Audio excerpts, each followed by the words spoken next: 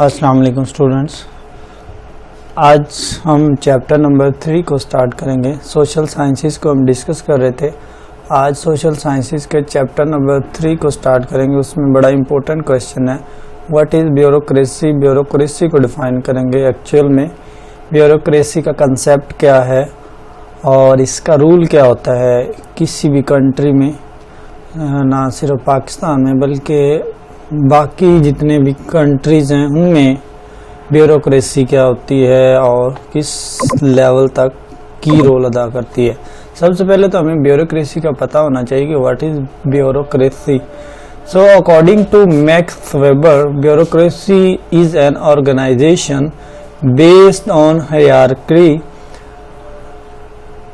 Of authority. मतलब एक organisation की आप अथॉरिटी को कह सकते हैं। Clear division of labour, explicit rules and impersonality. मतलब इसमें लेबर को डिवाइड किया जाता है, रूल्स डिफाइन किए जाते हैं, मतलब एक प्रॉपर सेटअप किया जाता है। इस तरह कोई भी ऑर्गेनाइजेशन है उसमें एक प्रॉपर मैनेजमेंट होती है, ऐसे ही ब्यूरोक्रेसी भी एक प्रॉपर शेड्यूल होता है। जैसे कोई भी डिपार्टमेंट है, पंजाब का है, पाकिस्तान की बात करें तो वफाक का है, तो उसमें एक डिवीज़न की होती है कि इसका काम ये होगा, इसका काम ये होगा। मतलब कुछ हायर अथॉरिटी होगी, उसके बाद कुछ लेबर होगा, कुछ मतलब डिवीज़न होगी। जैसे मतलब एक चेन होती है, सुपरवाइज़र होता है, उसके बाद नीचे सबऑर्डिनेट कोवर्कर होते हैं, मैनेजर होता है, इसी तरह कंपनी में। तो इसको हम कह सकते हैं जो ब्यूरोक्रेसी है इसमें अथॉरिटी पर्सन्स भी होते हैं, लेबर भी होती है और उसके बाद क्लियर रूल्स होते हैं जो डिफाइन किए होते हैं। तो term bureaucracy drive from French word bureau means desk और ऑफिस एंड ग्रीक वर्ड क्रेटूस। मतलब इसका मतलब ये है कि एक ऑफिस होता है, एक डेस्क होता है जिसमें पता होता है कि इसमें ये काम हो रहे होते हैं। मीन्स अ गवर्नमेंट रूल और पॉलिटिकल पावर। मीन्स गवर्नमेंट होती है, उसके रूल्स होते हैं, पॉलिटिकल पावर होती है। In this way we can say that bureaucracy refer to formal and administrative organisation that emphasises on formal and defined rules and regulation to perform various tasks efficiently and effectively। मतलब इसमें आप कह सकते हैं कि इसमें एक एडमिनिस्ट्रेशन होती है और एक ख़ास किस्म का अदारा होता है, उसमें फॉर्मल मतलब एक प्रॉपर वे से रूल डिफाइन किए जाते हैं, रूल्स एंड रेगुलेशन, और सबको ड्यूटीज असाइन की जाती है कि you have to do this. मतलब आपने ये काम करना है, आपने ये काम करना है। उसके बाद जो नेक्स्ट वेरियन कंसेप्ट ऑफ ब्यूरोक्रेसी है क्या। At the end of 19th century, Max Weber introduced term bureaucracy is also known as a bureaucratic theory of management। Bureaucratic management theory or the Max Weber theory। मतलब इसको bureaucratic management भी कह सकते हैं या Max Weber theory भी कह सकते हैं। His major and prominent work is to protest and ethic and the spirit of capitalism। मतलब उसने अपनी बुक जो Protestant ethic and spirit of capitalism में इस चीज़ को डिफाइन किया। He believe bureaucracy was the most efficient way to set up organisation, administrations and organisations. मतलब इसमें एक प्रॉपर सेटअप होता है, ऑर्गेनाइजेशन को सेटअप किया जाता है, ऑर्गेनाइजेशन की प्रॉपर सेटिंग की जाती है और उसके बाद हमें सारी चीज़ों के बारे में क्लियर आइडिया होता है। Max weber believe that bureaucracy was better than traditional structure. In a bureaucratic organization, everyone is treated equal and the division of labor is clearly described for each employee। मतलब हर बंदे को duties assign की जाती हैं कि you have to do this। According to the bureaucratic theory of Max Weber, such as a structure was indispensable in a large organization in structurally performing all tasks by great number of employees। In addition, in a bureaucratic organization, selection and promotion only occur on the basis of technical qualification। मतलब qualification के लिहाज से आपको job sign की जाती हैं। अगर आपकी क्वालिफिकेशन डेफिनेटली ज़्यादा, you will be manager, you will be authoritative person that concern department. मतलब अगर आपके पास क्वालिफिकेशन ज़्यादा है, आपने स्ट्रगल करके कोई जॉब अटेन की, डेफिनेटली आप हायर पोस्ट पे होंगे, आपके नीचे सबऑर्डिनेट होंगे।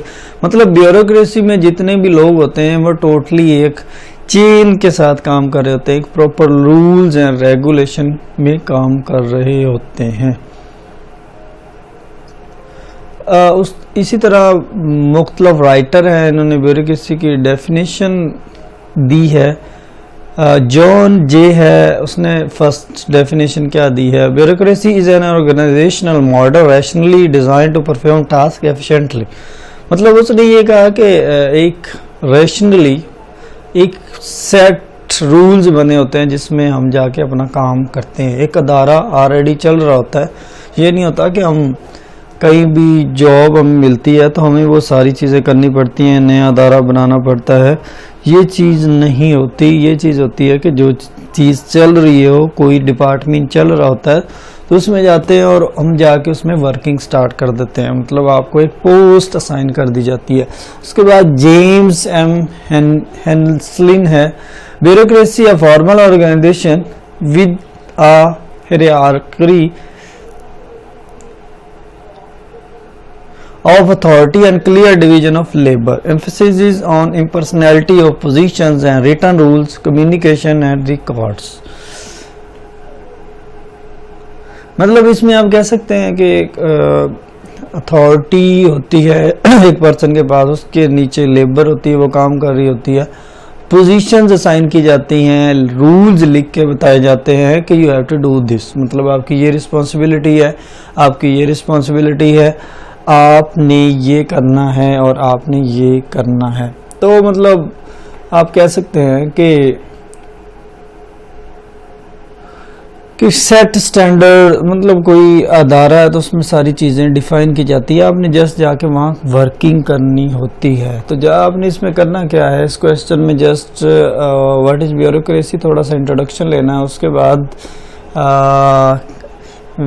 वेबेरियन का थोड़ा सा कंसेप्ट लेना है, उसके बाद इसमें से 2 डेफिनेशंस ले लेनी है और उसके बाद इसकी कैरेक्टरिस्टिक्स को डिफाइन करना है। Bureaucracy has following characteristics, hierarchy of authority. मतलब फर्स्ट कैरेक्टरिस्टिक जो ब्यूरोक्रेसी है, hierarchy of authority is basic characteristic of bureaucracy. मतलब ये बेसिक या बुनियादी खसूसियत है इसकी। You can say that levels of graded authority refer to formally order system और super ordinance and subordinations in which there is a supervision of the lower office by their higher ones. मतलब इसमें एक rule set किया होता है, मतलब ये आपके अपर डिवीजन के लोग हैं, ये सब ऑर्डिनेट हैं, ये एडमिनिस्ट्रेशन में हैं, ये लेबर में हैं, तो ये सारा सिस्टम आपको डिफाइन किया जाता है। This is first characteristics of bureaucracy. तो इसमें मतलब लोअर ऑफिस भी हो सकता है और सब ऑर्डिनेट वर्कर भी, ऑफिस भी, मतलब कोई भी एडमिनिस्ट्रेशन का पार्ट हो सकता है। उसके बाद सेकंड वन पे कैरेक्टरिस्टिक है डिवीजन ऑफ लेबर। मतलब इसमें लेबर की डिवीजन होती है, clear division labour to refer fact that within bureaucracy each individual has a specialised task to perform. For example उसने बता दिया है कि आपको एक टास्क दिया जाता है। फॉर एग्जांपल उसने दिया है कि साइकोलॉजी प्रोफेसर स्टडी साइकोलॉजी, मतलब उनको जस्ट एक सब्जेक्ट दिया जाता है। अगर इंग्लिश वाला टीचर है तो उसको इंग्लिश वाले सब्जेक्ट असाइन किए जाएंगे। तो इसी तरह डिवीजन होती है लेबर की। एक्सप्लिसिट रूल्स, मतलब एक्सप्लिसिट रूल्स क्या होते हैं? The existence of explicit rules refer to the way in which rules are outline, written down, standardised. मतलब इसमें रूल्स लिखे जाते हैं, आउटलाइन दी जाती है, कहा जाता है कि आपकी रिस्पॉन्सिबिलिटी है, आपके जिम्मे ये काम है, you have to do. For example at your college और university student guidelines are contained within the student handbooks. मतलब जिस तरह बुक में सारी चीज़ें लिखी होती हैं, वैसे ही रूल्स डिफाइन होते हैं। Impersonality, impersonality is also core attribute of bureaucracy. Impersonality takes personal feeling out of professional situation, मतलब इसमें पर्सनल फीलिंग्स होती हैं। जिस तरह ईच ऑफिस और position exist independently of the incumbent and clients and workers equal treatment, मतलब सबको same treat किया जाता है, मतलब वो अदारे के एम्प्लॉय हैं। ज्यूरिसडिक्शनल कॉम्पिटेंसी क्या है, मतलब जुरिडिक्शन मतलब जुडिशरी के लिहाज से रूल्स डिफाइन किए जाते हैं। Each person has his own defined rules and responsibility and act upon according the rules and responsibilities. इसमें इस पॉइंट में ये चीज़ बताने की कोशिश की जाती है कि एक रूल्स बने होते हैं। जिस तरह हम कोर्ट्स में जाते हैं तो वहाँ एक रूल्स बने होते हैं, डिफरेंट क्राइम्स की डिफरेंट पनिशमेंट्स हैं, इसी तरह रूल्स बने होते हैं जिनको हमने फॉलो करना होता है। तो इन रूल्स को फॉलो करेंगे तो definitely you will be came under the criteria of bureaucracy. उसके बाद है मेरिटोक्रेसी, ये भी एक क्वालिटी है, कैरेक्टरिस्टिक है ब्यूरोक्रेसी की। Is also core value of bureaucracy. We refer to hiring and promotion based on proven and documents की रेदर देन ऑन नेपोटिज्म और रैंडम चॉइस। मतलब इसमें ये क्वालिटी है कि आपकी जो प्रमोशन होती है आपकी वर्किंग पे होती है। मतलब ये चीज़ नहीं होती कि आपने कुछ काम नहीं किया, कोई काम नहीं किया और आपको प्रमोट कर दिया जाता है। तो ऑर्गेनाइजेशंस में आपकी सर्विस काउंट होती है, आपके डॉक्यूमेंट्स को चेक किया जाता है, आपकी वर्किंग स्किल और आपका एक्सपीरियंस चेक किया जाता है, उसके बाद आपको प्रमोट कर दिया जाता है। उसके बाद लास्ट वन पे है आयरन लॉ ऑफ ऑब्लिगैर्की। तो ऑब्लिगैर्की क्या है? Robert Michels suggest bureaucracy are the practice in the iron of law oligarchy in which the organization is ruled by a few elites. मतलब ये बड़ी इम्पोर्टेंट बात है जो पाकिस्तान में पाई जाती है कि एलीट्स क्लास के लिए रूल होते हैं और जो सब ऑर्डिनेट होते हैं उनके लिए कोई रूल्स डिफाइन नहीं होते। लेकिन ब्यूरोक्रेसी में ये सारी चीज़ें होती हैं और ये सारी चीज़ों का होना बहुत ज़रूरी है। मतलब organisation serves to promote the self interest of the oligarchs and insulate them from the needs of the public or clients। मतलब ऑर्गेनाइजेशन को किसी के पर्सनल इंटरेस्ट के लिए काम नहीं करना चाहिए, बल्कि उसको ऑर्गेनाइजेशन की साख्त को बिल्ड करने के लिए काम करना चाहिए। मतलब ये नहीं कि हम पर्सनली इंटरेस्ट पे काम करें और पर्सनली तौर पे काम करते रहें और ऑर्गेनाइजेशन से हमारा कोई लिंक नहीं होता। तो ये नेगेटिव पॉइंट हैं, इनसे हमें अवॉइड करना चाहिए क्योंकि ब्यूरोक्रेसी इन चीज़ों के अंडर नहीं आती, इनसे अवॉइड करना चाहिए। तो ये थी bureaucracy along with characteristics of bureaucracy क्या है जो आज हमने डिफाइन की। और नेक्स्ट क्वेश्चन में हम नेक्स्ट टॉपिक डिस्कस करेंगे।